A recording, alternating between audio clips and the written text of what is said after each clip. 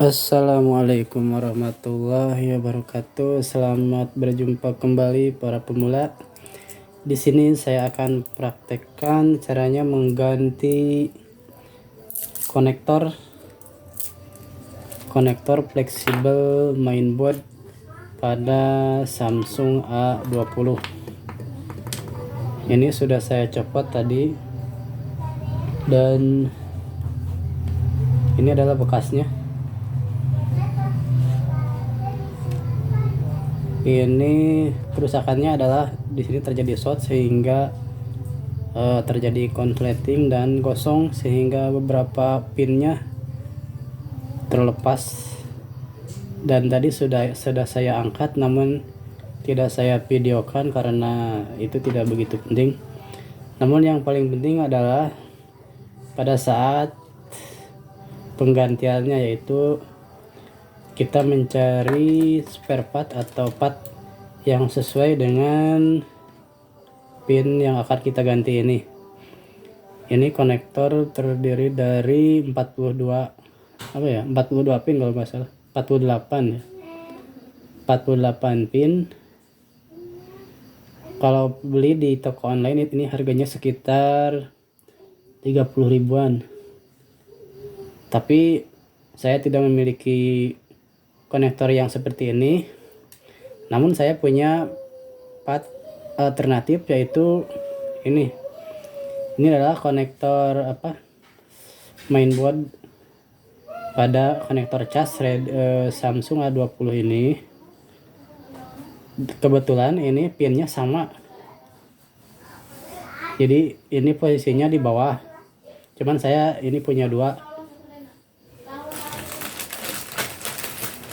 Tepatnya ini bekas konektor pin charger yang ada di bawah.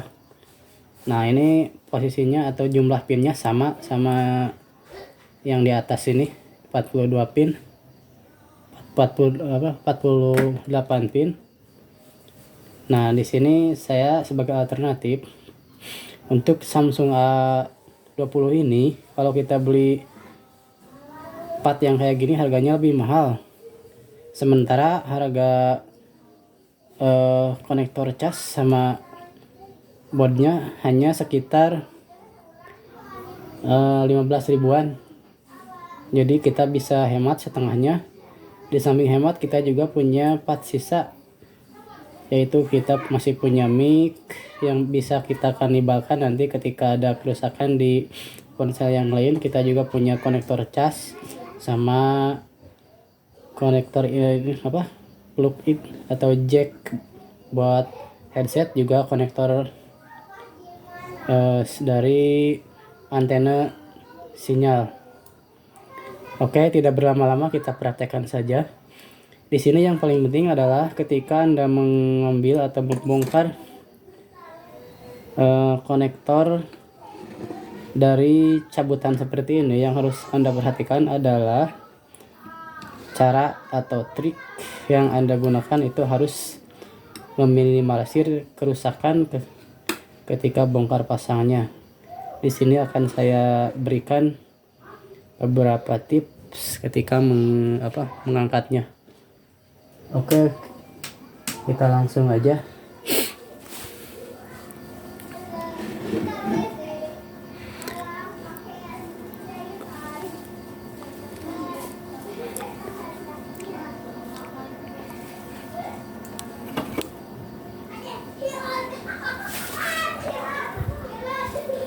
Saya zoom dulu.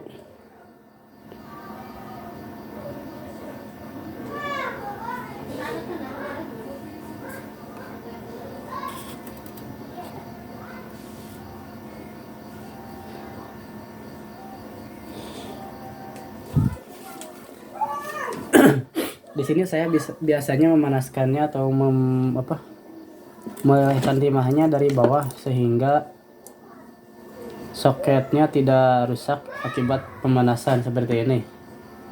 Nah, kita tambahkan plug secukupnya saja. Hal ini bertujuan untuk mengurangi pemanasan pada soket konektor ini, supaya nanti ketika pemasangan tidak ada kerusakan.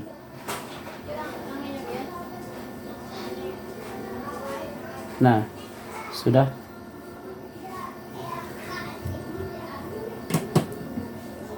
Karena board ini cenderung lebih tipis sehingga pemanasannya tidak begitu lama, hanya beberapa detik saja dengan suhu sekitar 300 derajatan sudah dapat dicopot. Namun yang paling penting adalah ketika Anda memasang kembali pada mesin ponsel, karena menggunakan pemanasan dari bawah itu akan membutuhkan cukup waktu, karena board ini atau mainboard ponsel ini lebih tebal. Nah, kalau kita menggunakan pemanasan dari bawah seperti ini akan terhalang oleh kaleng, juga mainboardnya tebal sehingga pemanasannya akan sangat sulit kalau posisinya seperti tadi. Nah, untuk pemasangannya saya menggunakan beberapa trik. Di antaranya adalah atur suhu pada blower sehingga ketika terjadi pemanasan itu tidak membuat gosong atau rusak pada pin-pin konektor soket ini. Atur saja suhunya. Kalau Anda punya mainboard yang lain, bisa Anda coba dulu pada mesin yang sudah rusak untuk memastikan bahwa suhunya sudah pas. Namun sebelum memasang konektor yang baru, usahakan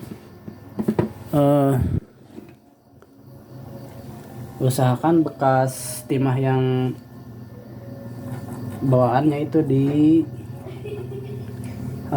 disolder dulu, disolder dengan menggunakan timah gulung seperti ini. Tujuannya adalah ketika kita menyolder kembali dengan timah gulung, timah yang ada di board ini akan lebih lunak, sehingga dengan pemanasan yang suhu rendah saja ini bisa mencair. Beda lagi dengan timah bawaannya, itu lebih cenderung keras dan membutuhkan suhu yang lebih tinggi untuk melelehkannya, sehingga butuh waktu dan itu akan membuat konektor ini cepat gosong.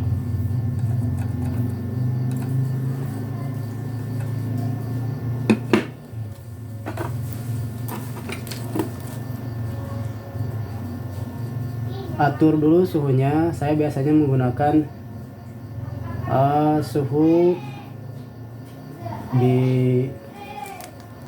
320 saja dengan kecepatan anginnya 1.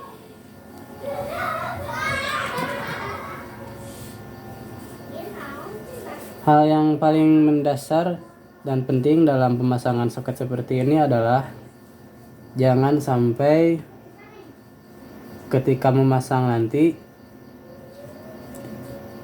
tidak menggunakan plug, karena plug ini menjaga agar si konektor ini tidak gosong, juga mempercepat pelelehan pada timah itu sendiri.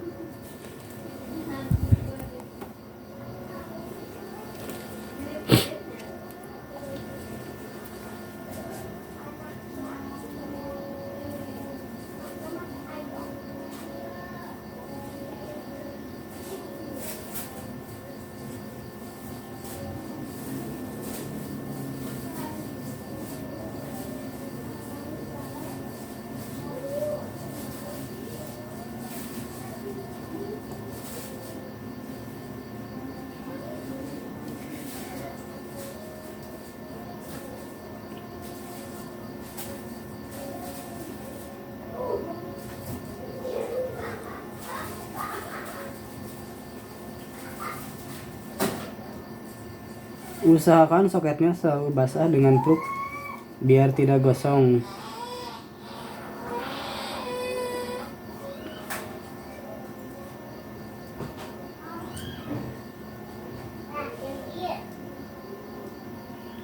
Anda bisa mengamati perubahan pada pin-pinnya, akan ada perolehan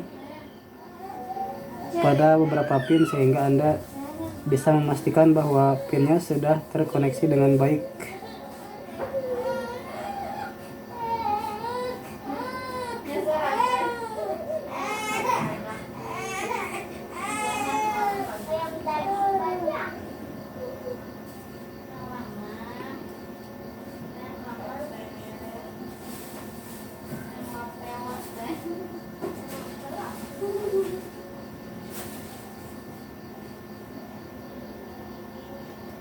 Anda bisa menggoyangkannya pada pin timah yang ada di ground ini untuk memastikan bahwa timahnya sudah mencair. Kalau salah satu sudah mencair, itu bisa dipastikan yang lainnya pun sudah mencair, sehingga Anda bisa menggoyangkannya sedikit, nah seperti ini, agar lebih merekat pada pin-pinnya.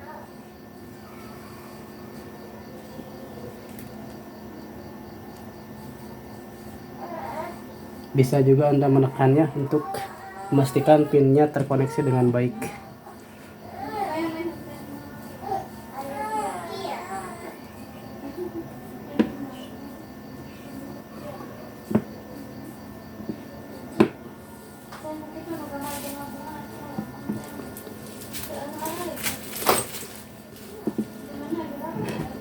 Oke, seperti inilah hasilnya.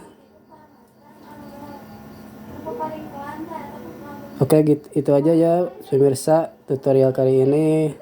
Untuk tutorial yang lainnya akan saya upload di kemudian hari. Oke, terima kasih. Salam sehat selalu. Assalamualaikum warahmatullahi wabarakatuh.